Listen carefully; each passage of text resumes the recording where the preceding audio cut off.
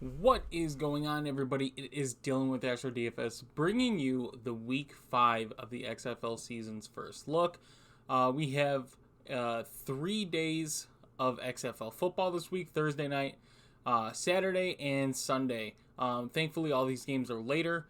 Unfortunately, I won't be able to see 3 out of the 4 games this week, and next week it just gets worse. But let's get into first look.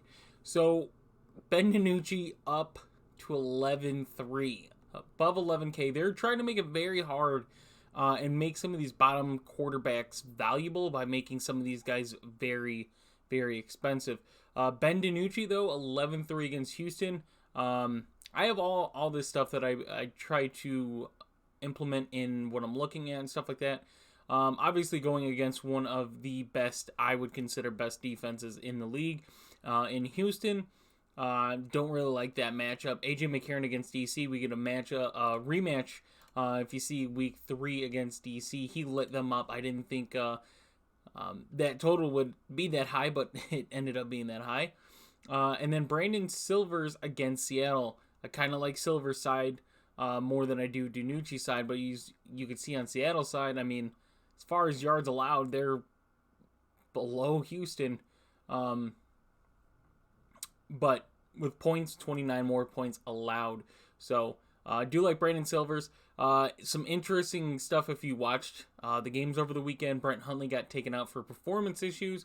Luis Perez was put in. So it's the same thing as Vegas as DC. If you look at Jordan Ta'amu, if you did play him, they don't have his numbers up here. I believe he had 18 fantasy points, and Derek King had 17. So they were pretty similar, but you're just taking that risk, especially in a game like that. But now for Vegas, is it the same thing? If Luis Perez plays bad, does Brent Hundley come back in? Is Brent Hundley starting? I don't know. We're just going to watch the news and see who's getting first-team reps in practice and stuff like that and see what's going on. So we have two teams with, obviously, Jordan Ta'amu is the starting quarterback for DC. But as far as touchdowns go, Derek King had, I think, 2 rushes and 2 touchdowns to start the game, and then gets a late passing touchdown. So he got basically all the touchdowns for DC last week. But we could look here against St. Louis, and Jordan Ta'amu gets the points there, 23. And then we go down, and this is going to be another interesting one. If you watched the Orlando game, Paxton Lynch started the game. They took him out for a drive. They put DeAndre Francouz in. And then Paxton Lynch came right back in. A lot of coaching mishaps there. I think they just don't have a very good coaching staff as a whole. There are some players in Orlando that I think are talented. They just don't have the coaching to make them semi-competitive in this league. But Paxton Lynch, as of right now, is the starting quarterback for Orlando against Vegas. I like that matchup. What I don't like is if he gets benched. That's what I don't like. Obviously, we'll look down here, and they bring Quentin Flowers in through that trade last week, so I doubt he would be active this week. I think they're going to go at least one more week before they start to question their quarterback situation. But a starter we do know is Jack Cohen here against Arlington, and I don't like it. I don't like San Antonio's wide receiver situation. I think if TJ Vasher and Tolliver are both in, it's a different situation. Mack, obviously, another name there. But as a whole, I find it very odd. DraftKings won't have it. He threw 39 times and they ran the ball 11 times last week. Arlington's defense, I mentioned, is a very good defense. Regardless of how many points they give up, I think they're overall a good defense. Obviously missing some pieces. I do believe we're supposed to get one of the 2 linebackers, if not both, back this week. But San Antonio hasn't been a team to really light it up. I kind of like the under in this game. Kyle Slaughter, same thing. He will be starting, as far as we know. There hasn't been any indication that they go back to Plitt. But as far as that, it's so risky. Like, that's the only concerning thing about this league, is the quarterback play. So starting quarterbacks that we know are starting: Ben DiNucci, AJ McCarron, Brandon Silvers, Jordan Ta'amu starts, Paxton Lynch, Jack Cohen, Kyle Slaughter. It's just these two have some bad matchups this week. And then Paxton Lynch has a good matchup, but does he get taken out again? That is a worrisome thing. So I'm just looking at the pay up options right now. Jordan Tuamu, possibly another name. Derek King, another name. But it's very hard in cash versus tournament. Then running back Max Borghi missed. Lee had a good game. Eleni, 6,100. They obviously bumped both those guys' prices up. They were both free plays. If you took Lee over Eleni, then yes, you cash. Like, it was pretty easy. He was over 45% in double ups and stuff like that. Lee was, I don't think, owned at all. And he got 21 fantasy points in that game, I believe. So if Max Borghi is in, I kind of like that, though. I do think there's cheaper options here that are healthier. For instance, Abraham Smith, 8,800 against St. Louis. You could look at their last matchup. 10 fantasy points, 4.6 come out of the receiving game. No touchdowns in that, but I still like it. Brian Hill, as you can look against DC, 18.1. Last week against Arlington, 21.5. And if you look here, I have Brian Hill ranked as my number 3 running back right now. And it's a good matchup. I like it against DC. I know DC is a better defense, but I still like it for the receiving aspect of it. Kalen Ballage at 7,800. I want to like it. Like, they looked so good week 1 running the ball, and they have not looked good since. I don't know what the issue is of them trying to establish a pass game or what they're doing, but they need to get their running back duo back included. But as of right now, it's a pass for me. But I think Devin Smith here at 7,500 is definitely playable. Kind of like that price for a game that I think is going to be close. You kind of want a guy like that. Morgan Ellison, as much as I love him playing Houston, is a very bad matchup for him. And it's hard to judge. I do have him as the number 1 running back right now, I believe. Number 1 running back for me. But Houston's defense is just really good. I do like Jermaine Martin. Although if we go down here and find him, Devin Darrington, 3,000. I don't think they don't have his points up yet. But he, I think, had 40 yards rushing. Got quite a bit of attempts, 20 for 40, something like that, if I can remember. So that is worrisome, but I do like the Orlando running backs as a whole. I definitely would go with Martin right now until we hear practice news or anything else that leans towards him not starting.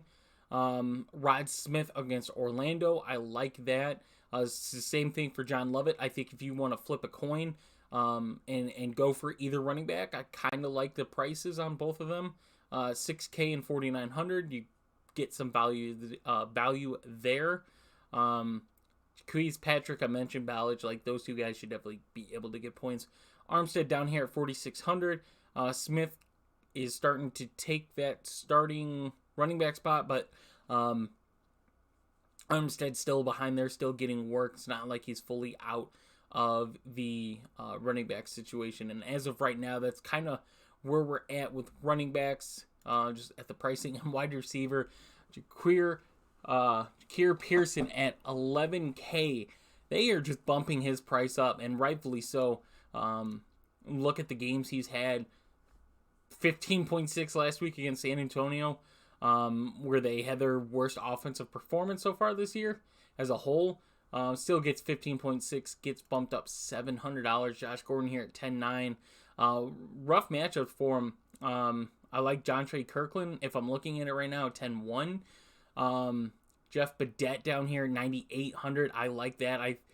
I think as far as safety goes in the pricing, Jeff Badette at 9,800 kind of takes this. These are my top 3 wide receivers, top 3 in pricing. And on my ranking for wide receivers, I have Badette as 5. I have Butler as 4. And Butler's down here at 9,300. Burnett down there at 96. Man, it's going to be tough. If you play the full 4 games, it's going to be tough to decide because if Houston, Seattle, I have the over. I think it's a high-scoring game. I think regardless of Houston's defense, Seattle is going to do what they do and be able to move the ball. I know last week against San Antonio was kind of worrisome, but you don't see Houston scoring under 20 points really much this season, no matter who they're going to face. So see a high-scoring game. Seattle's got to be competitive, got to not turn the ball over. But I just recommend just playing the 3-game slate. I imagine they'll have a 3-game slate and just doing the showdown on Houston-Seattle, because if this game is a high-scoring game and it's on Thursday and you didn't stack it, you're screwed. If it's a low-scoring game because we have two of the better defenses on paper and it's under 20 points and these guys aren't getting points, you're kind of screwed going into the weekend. So I recommend just playing the 3 games, but this is just pricing overall. So getting back to it, though, Butler, you mentioned 9,300 against DC. Jackson, 8,500 against Houston. Charleston Rambo, they have him up to 8,100. He's starting to get included more and more. As you can see, last week gets that long touchdown. But, I mean, overall, targets, he's got targets. It's just got to be having a quarterback that can efficiently throw him the ball. Shepard, I mentioned last week, he was one of the guys that I targeted for the main slate. Shepard had a good week, up to 8K now. I believe that's like $2,100 or $1,100. I'm sorry, I can't do math. $1,100 bump up there at 8K. Geronimo Allison. I'm just avoiding Bryant and Allison for some reason. Vegas does not want to include the 2 guys with the most NFL wide receiver experience in their offense for whatever reason. Sal Cannella down here at 7,600. I think his price actually went down a little bit going against San Antonio. I like that price, to be honest, though. Hammond against St. Louis. I just can't buy that yet. Prohl, I don't know what to do with Austin Prohl, to be honest. Look at his numbers. It's not like he's not being included, but Shepard and Butler are just playing very good right now, to where Prohl doesn't need to be dependent upon. I mean, I'd rather pay $200 less and go someone like Jalen Tolliver at 6,600. Travella Harris down here at 6,200. That's interesting. And then Cody Latimer still at 6K. Like, I get he didn't get 10 fantasy points. He got 9.7. But 6K? He should be up there. It is crazy, the disrespect towards Cody Latimer and pricing. I'll take it, though. The 6K, that's somebody that you pay down for. Lucky Jackson, 5,400 against St. Louis. Even say his game against St. Louis, 4 of 89. Man, that is crazy there. Sweating down here at 5,300. Another name got 2 touchdowns last week. 5,300. That's a good price. Tyler Vaughn's down there at 51. I like that price. I think he's a value piece there. We keep going down. Jameel missed last game. He's somebody I'm targeting at 4,800 if he's healthy and playing. Blair down here at 4,500. That's a good name to have. Cedric Bird, I mean, I don't know if they have his game in here. They do.